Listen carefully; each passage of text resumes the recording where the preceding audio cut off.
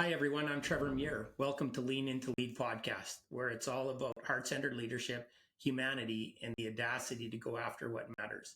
Here we choose courage over comfort, risk over routine, and true impact over applause. If you're listening, you're ready to lead with empathy, embrace the unknown, and lock a version of yourself that's bold enough to change the world.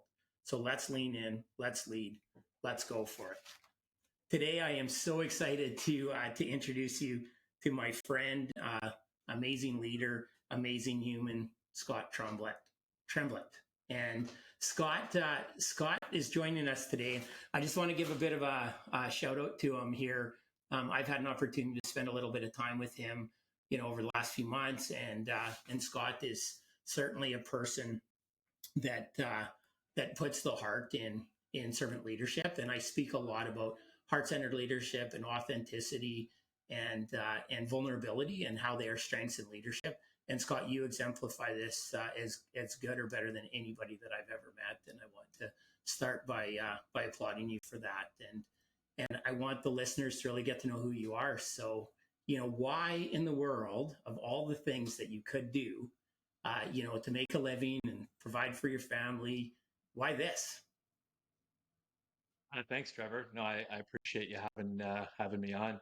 Yeah, I think it's partially to do with me being a little bit crazy, I think. But no, in all honesty, it's very personal to me. So I struggled for many years with my own addictions, and I came from a completely different world than the world I'm in today. And I can get into more of those details, but in a nutshell, it's my addictions consume me. I had many attempts at getting on the right track, many treatment stays, and I was just trying to get my stuff together so I could get back to the life that I was leading. But it took me a lot of suffering to realize that those two worlds didn't mix.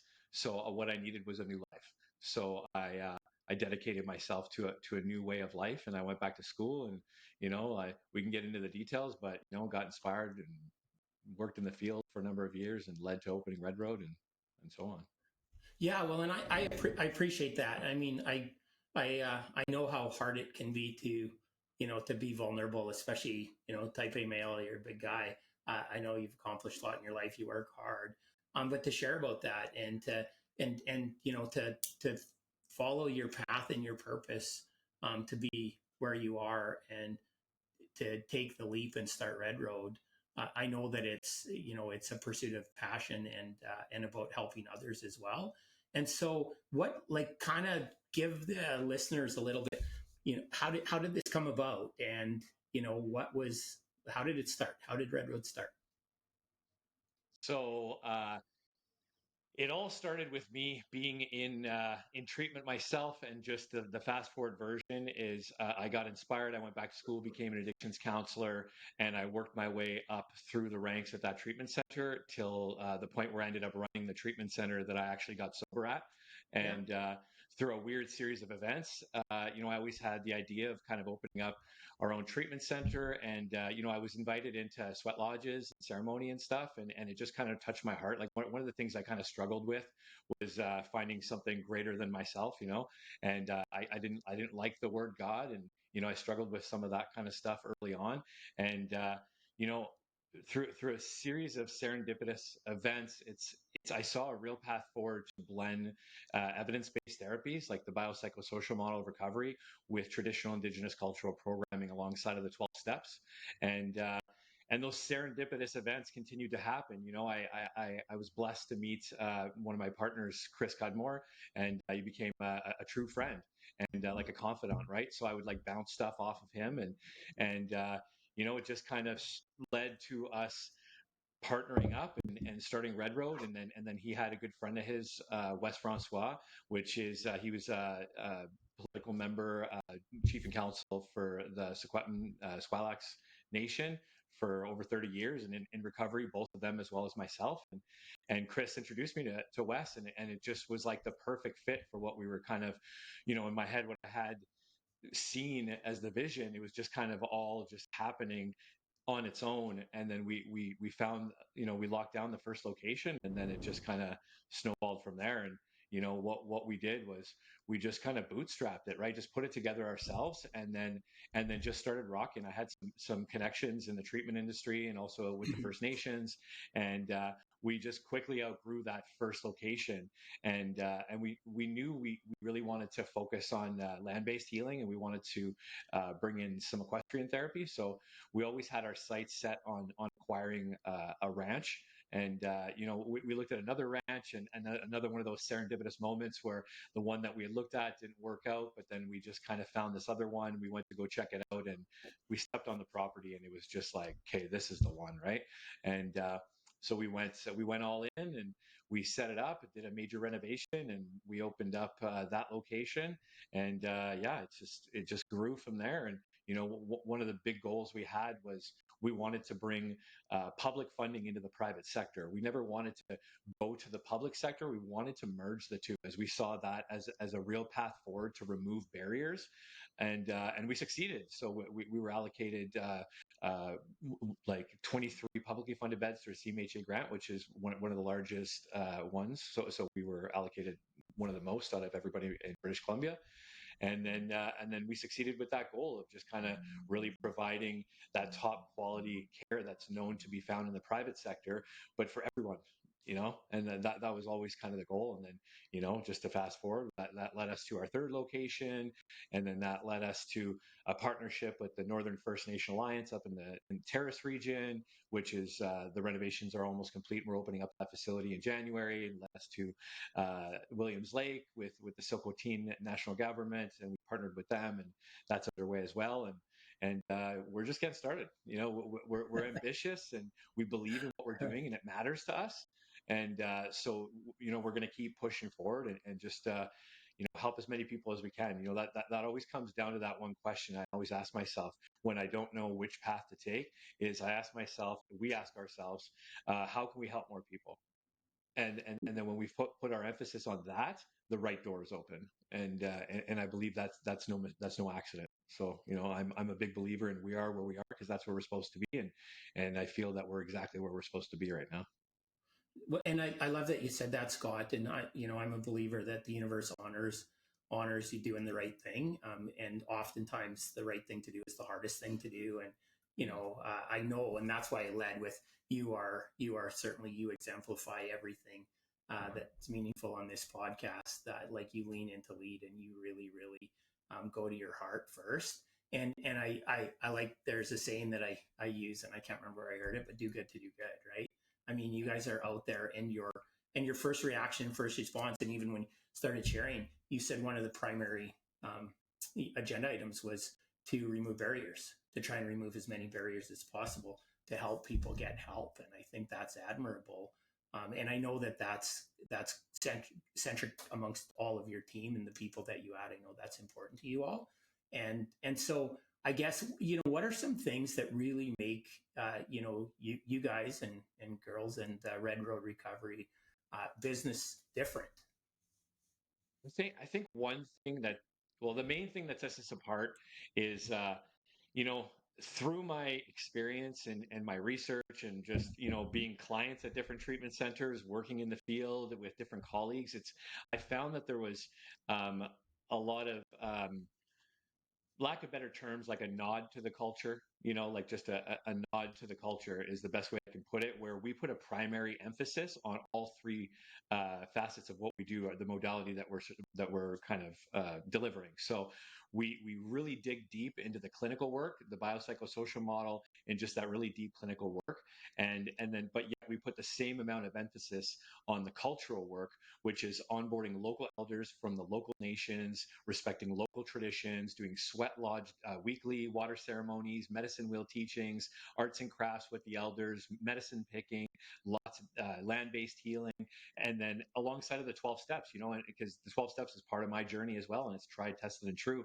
So we actually take the clients through a set of steps as well. So I think one of the major things that sets us apart is that we put a primary focus on all three of those things, and it's working. We have a success rate that I'm happy with, but I'm always like we are always trying to increase and improve and achieve better outcomes. That's what we're all about. Is it goes back to what I said about how can we help more people, and that's like, how do we improve our quality of care and really get these people the help that they deserve and give them the life that they were always meant to have. So I'd say that would be. I I I Does that love make that, and I sense? know that you. Yeah, it does. Totally great answer, and thank you. I love, and I can say for sure that you guys have positively impacted a tremendous amount of lives, as an organization and Red Road, but also individually, because I know how much and how important this is, and how much time and energy you put into human beings, individually as well, and in your personal life. I want to ask you. So you have this idea, and you got a job, and you're having impact, and you're obviously really good at it, and you got a paycheck, and there's some perceived stability with that, and then you just come home, and you sit down at the kitchen table, and you're having a coffee, and you say, hey, I'm going to quit my job, and I'm going to do this thing. What's the family's reaction? I'm blessed to have, my wife is in recovery herself. She's actually got a year more than me. So, I've got 8 years sobriety. She's got 9 years, Yeah. and she's just one of my biggest supporters. She's all in, and she's part of the business, and Yeah. she's all, she knows what she signed up for with me, right? It's like, I live and breathe this. It saved my life. It's, I say it often, and I mean it when I say it, that I feel like I'm on borrowed time. Yeah. I feel like so many other people, makes me emotional. Yeah. Um, Me too. makes Reminds me of all the people I've lost along the way, and a lot of people from my past, like they looked at me like I was the one that was going to die, and I knew I was the one that was going to die, but yet others around me died and went to jail and different things, and somehow I survived, and that didn't make any sense to me until I started doing what I'm doing, and now it makes all the sense in the world because I understand now in my heart that the only reason I survived is to do what I'm doing today, and I'll never Yeah. forget that. I love that. I think it's safe to say that addiction affects, either directly or indirectly, almost every person out there, or everybody knows somebody who suffers. I've certainly had a lot of it, in my life as well, and had my own struggles, and had to go and get some help, which I'm grateful for too. And when you talk about, your life was saved, and that whole feeling of being in it, and I often tell people, I had my moment on the bathroom floor where I woke up and changed my life. And I tell people it was my hell on earth. I was equally afraid to live and afraid to die at that moment. And thankfully, God, the universe, creator, whatever it is, the higher power, decided to save me. But I have lost loved ones as well, and people in my life. So this is near and dear to me. So thank you for being so vulnerable and so open with that, because I really believe that it's going to have a lot of positive impact to everybody listening. Yeah, I don't mind share. Like I'm an open book. Like I said, like if anything I could say and do even helps one person, like it's almost like sounds like a cliche, but it's I mean that. It's I have that similar story. Like I read your story. Like I heard you talk about that time on the bathroom floor, and it's like I have a similar story where it's like after four trips to rehab, I had fallen off once again, and I was sitting in a room in my apartment in Kelowna, and I was at that point drinking about a 40-pound vodka a day, and I was basically just drinking to pass out, to wake up, to pass out, till I was just ready to die, and I'll never forget that night that I was on my knees and I was bawling my eyes out. And at the time, I thought I was atheist. I thought I didn't believe anything. And I remember pleading to anything that would listen to make it end. I couldn't kill myself, but I just didn't know any other way out other than to die. And I blacked out that night. And through a series of events, I ended up in a treatment center, and I've been sober ever since. And And and to me, when I look back, there's a line in the big book that says, "In every man, woman, and child, the fundamental idea of God is within us all." yeah, And for me, that statement rings true because even at times when I thought I didn't believe in a higher power, when I thought I was about to die or I was sitting in a jail cell not knowing how I got there, I would reach out and I would say, like, please just get me through this. Or like that night I just pleaded, just make it end, right? And looking back, I think my prayer was answered, because I don't think, I know it was, because nothing else makes sense. Because I woke up in a treatment center and things had changed. I I had a different perspective where I knew I couldn't go back, and I didn't know where I was going, but I just knew I couldn't go back, and I just started taking one foot in front of the other, and yeah, here I am 8 years later. Yeah, yeah, and incredible. And I know that you've been a part of so many people's transformation since then. And when I had my moment, I've often shared too that I think I said the first real prayer of my life, and I said something very similar, Scott. It was, if you're out there, whatever you are, if you're truly there, help me get help or help me in my life, is what I said. And like immediately within one day, my life changed. I was kind of led down this path to a person that I'd never met the next day. And so, I can relate to that. And when you speak, I mean, I get emotional and sends shivers down my spine. And I just, I know that there's others out there suffering and going through what we were going through. And we are certainly some of the lucky ones here to be where we are. And it's remarkable, what you're doing, with your life, and how you've made this, a personal mission to go out there, and how you have taken the leap and started Red Road Recovery. And do you want to explain? I mean, the Red Road means something as well, and I will butcher it if I try to even kind of explain it, but I think it's really, really cool. Yeah, so like in a nutshell, to be on the red road in the indigenous culture is to be in recovery, is to be walking a life of purpose, and and to me that was just rang true. It just, to me, that's the road I'm on. And when we were kind of starting Red Road, I just said, like, Red Road Recovery would be a great name, but there's no way it's not taken. And it wasn't. It's like, so just another one of those serendipitous things that, like, Yeah. that the more we focus on doing the next right thing, the more the universe just provides that next door, that next path, that next word, that next person, and we just keep walking that path of purpose. Yeah, I think that's one of your taglines, right? Walk with purpose, Yeah, yeah. or something. And yeah, I've had a chance to check out some of your stuff and hang out with you all, and so I know how important this mission is to your entire team. And yeah, I'm always grateful to be able to spend any time around you all. And I think it's incredible what you're doing together. So what's the future look like for Red Road? Like, what really is next steps for you guys, and sort of what's the longer term vision? I know it's to get as many people in as possible to help them and their families, but what does that mean, and what does that look like? We believe in a complete continuum of care. So a continuum of care, right from detox to treatment to transitional housing with wraparound programs, second stage, and to have community care systems to kind of like have a community care center for people to still drop in and to have that additional resource. So what we had originally thought of was, we were calling them our healing hubs, and we believe Cool. that this red road throughout British Columbia, in connection with all the health authorities and in partnership with the local First Nations, is the path forward. And we've already organically kind of started going down that path and pushing forward. And then we got attention to government, and now we're making some headway with the ministries, and we've talked to the Alberta government as well. And we want to take this red road all throughout British Columbia. We want to roll it across the country federally.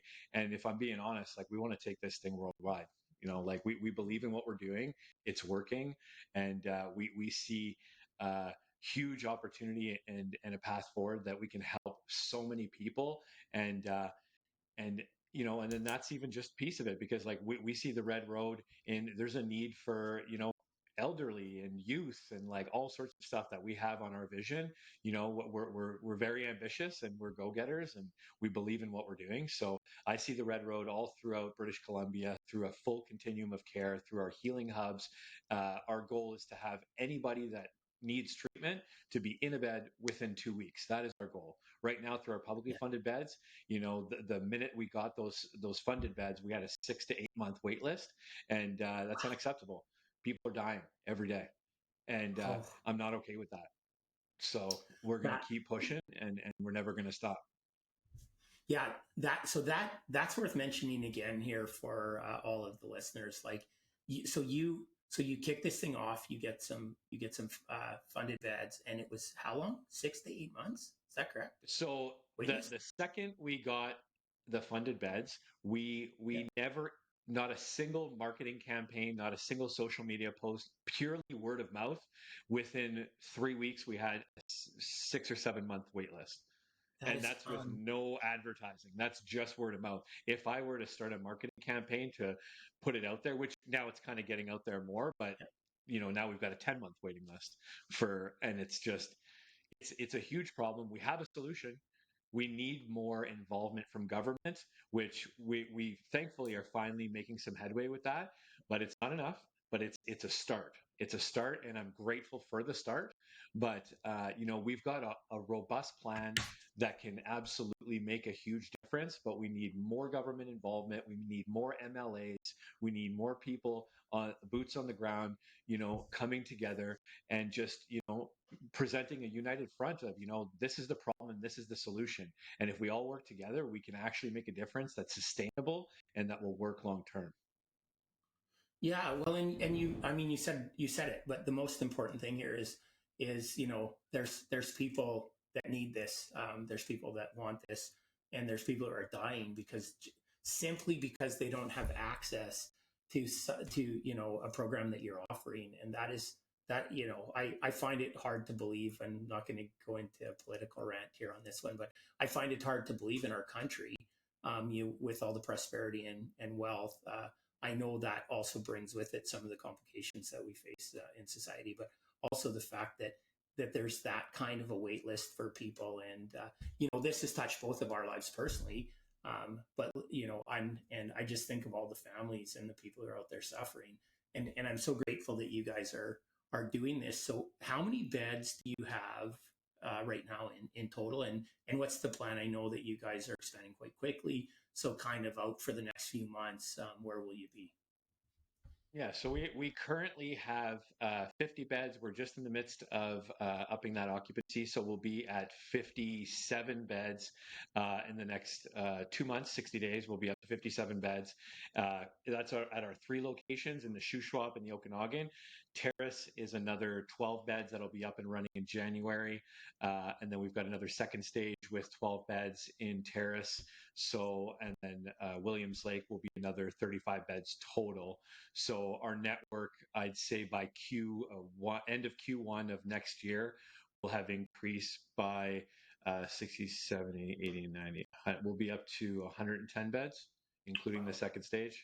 Yeah. Wow, incredible growth, and yeah, congratulations on that. I know it's not Thank you. easy to scale a business, any business that quickly. It comes with its own set of challenges, and also, I mean, you just can't get these things built quick enough to really have the impact that you really want to have, which is helping to save lives, right? Um, one of the things that you talk about is secondary treatment or secondary care, and that was something I hadn't ever really thought about at all. I knew a need for it because I too went through treatment and ended up going out after, and then got into the program, thankfully, and it's been a long time since I've taken a drink, but that secondary care is something that I think is maybe a greater need as well than is maybe overlooked. More from the primary perspective. Yeah, no, it's what comes after treatment is vital, right? Treatment is your introduction to recovery, right? What comes next is vital because a lot of times people, they'll leave treatment, and if they're going back to the same toxic environment with the same triggers and the same like everything, like the statistics, they're not going to do very well. Aftercare can alleviate some of that, but second stage housing, transitional housing with wraparound programs is significantly increases the success rates. And having a full continuum of care where someone can come in the door, detox, seamlessly go to treatment for 3 months, and then go into second stage housing where they can stay for 6 months to a year and really focus on the life skills. Now you've addressed the addiction and substance misuse, and now you can focus your attention on what's next. Because like for me, it was like I got sober, and then it was like, now what? Yeah. Right. And 4 to 5 times I went back to what I was doing and I crashed and burned. Right. It was the time that I stayed and I focused on what was next and I started over. Not everybody has to start over career wise, but they do need purpose. Right. And they do need a healthy environment to focus their energy on and to keep themselves safe as they focus on what the next steps are. So second stage housing, huge thing, and it is absolutely significantly increases the success, and it just gives people the best chance possible at success. And we're even working on third stage where it's like literally going from second stage to a third stage where it's primarily just focusing on job training, really getting people certified in different industries.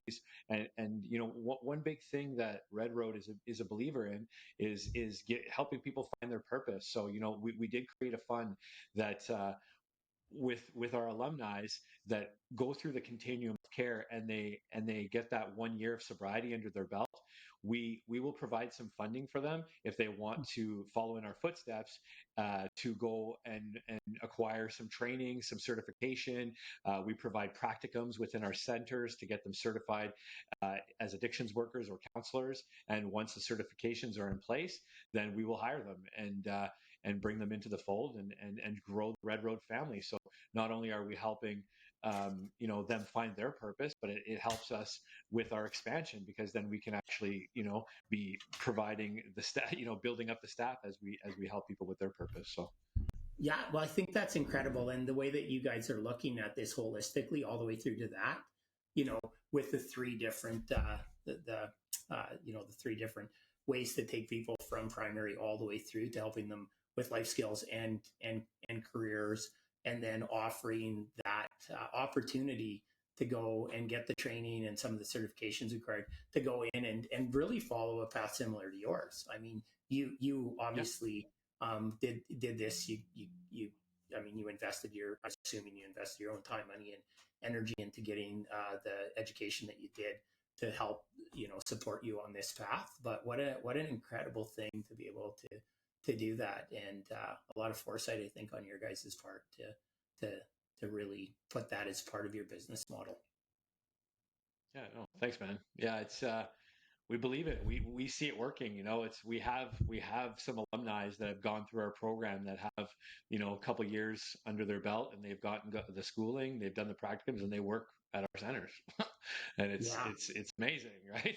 And yeah, that and is. what better message when they work with clients and they can share, like, hey, like, I not only do I understand, but like, I am you. I was literally in your shoes in one of these centers. you know, Yeah, it's yeah. it's beautiful. I absolutely love it. I love the stories. I love talking to our alumni. I put myself out there all the time, so I get calls. I love hearing from our past alumni, and it's like a family. We're growing the Red Road family, and I'm just so grateful to be a part of it. Yeah, and you're remarkably good at that, and I know the interaction that you have with everybody who goes through there, and how open you to being accessible to them and to your staff, and it comes from a place of understanding and genuine care. And I often say, and you're in a business where I think it's the center of it, but I often say that caring is a competitive advantage, and sadly so in business, actually, that by caring more you can have a better business. But in your business, it's centric to everything. Like it, and it is the foundation for why you even did what you did and decided to go down this road and to kick off Red Road Recovery. So you guys exemplify that and are proving that caring is a competitive advantage, and that you can do good to do good. And I think that's I remarkable. I couldn't agree more. It's I'm a big believer at you get what you put out, right? And we've had those forks in the road sometimes where it's tough decisions to make, and then we just take a look at it. I'll repeat it one more time Yeah, of how can we help more people, and yeah, then when that answer is clear, well, the path to help more people is this way, but it might be a little scarier going that way, but that's the right way. We go that way, and then the right door is open, and then we're like, oh yeah, this is the Yeah. way. Every Yeah. time we do that. Yeah. And yeah, I understand, that you guys can get in a room and really kind of hash some things out. I also know this, Scott, or I shouldn't say I know this because I don't really, but I believe, I mean, you have a really interesting mindset and perspective on life. And I know that you have a belief that if you throw something out to the universe and you move towards it, that it happens. And so how has that helped, shape your reality, personally and with Red Road? Just that mindset that you do have, and some of the things that you do in a daily practice to change your or create your reality, maybe is the right way to ask. Yeah, I'm a big believer in manifestation and energy in the universe, and I read a lot of books, and those are just like the books I read daily, right? And it's I just I really I put my focus into learning and how can I learn more about the fabric of existence and how energy works and how the universe works. And I'm fascinated with the quantum field and manifestation and writing out. I got vision boards and I got things on on my wall right now that I read every day and I keep present in my mind. And I believe in all that because I'm literally watching it unfold every day. And I don't think that's any accident. I think I'm not unique by any way, shape, or form. I think this is available to anyone. I think anyone can do this. I think it just comes from a place of thought and emotion, right? It's like everything starts with a thought, and when we connect emotion to it and we put it out there, it has no other way than to manifest. So I believe it, I live it, and I will continue to utilize it. I love that you said that. I'm a big believer in manifestation as well, and have some of the similar practices to what you're talking about. And I believe, and I say this often, and I can't remember if it was Bob Proctor or somebody coined it, but abundance is your birthright. And this is open, and the universe has an abundance to give. And oftentimes I believe that, and certainly in my case, I limited it. And I didn't actually understand that I was creating my reality all the time. And when my reality sucked, it was because I was creating it, which was a really hard thing for me to accept, by the way. And when I learned that thinking affects my emotions and my emotions affect the outcomes, or my actions. And I was like, wow, I can change my thinking to change my life. And the reason I asked you is because I believe that, and I know, a bit about some of that because you've shared it with me. But I think that's really important for the listeners to hear, because you have accomplished, like, from where you were to where you are. Like, I didn't know you before, but I certainly can imagine that there's a big gap in not only what you've accomplished in terms of your career and success in business, but just how you've grown as a person from that time till now is probably a pretty big gap. It's a huge gap, and I'm a big believer in when I'm not learning and growing, I'm going backwards. Yeah, So that's there interesting. there is no there is no neutral for me. It's either forward or backwards. So I understand that now, and I think there's a quote that says, like, in every boy's life he reaches a point where he realizes that nobody's coming to save you, Huh. and it's up to me, right? So Yeah, I understand that today, and I make sure that I'm always moving forward because I know that the moment I stop moving forward, I'm moving backwards. awesome. Thank you so much. I want to ask you something about Red Road, and then I'm going to ask you a question. But so not a question about Red Road, but what is one thing that you would like to just, do a shout out to all the listeners, and everybody's going to hear this, about Red Road, and, one thing that you'd like to just them to really know about what it is, and what you're all about. I'll just speak to everybody out there that just if you're struggling uh, and you're by yourself and you don't know if there's a way out or not, you are not alone. You've never been alone. You'll never be alone. And and there's always people here and ready when you are. All you need to do is be willing. Oof. Thank you. Thank you, Scott. Yeah, that stuff touches my heart too, man. Um, so here's the last question. At Lean Into Lead, we want to get to the hearts of humanity, and you just did, by the way, and so thank you. I love that. What is the most meaningful piece of wisdom you would give to your kids, grandkids, or loved ones about life? Ooh. I there's so many pieces. It's like from a business perspective, it's like I love this one quote that says, uh, success is 99% failure, and it's definitely um, do so much work that's unreasonable to fail.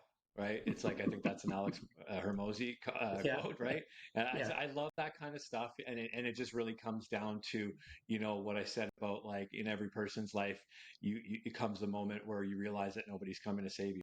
So uh, none of us are alone, and I think that the opposite of addiction is connection, and hmm, together we can do anything.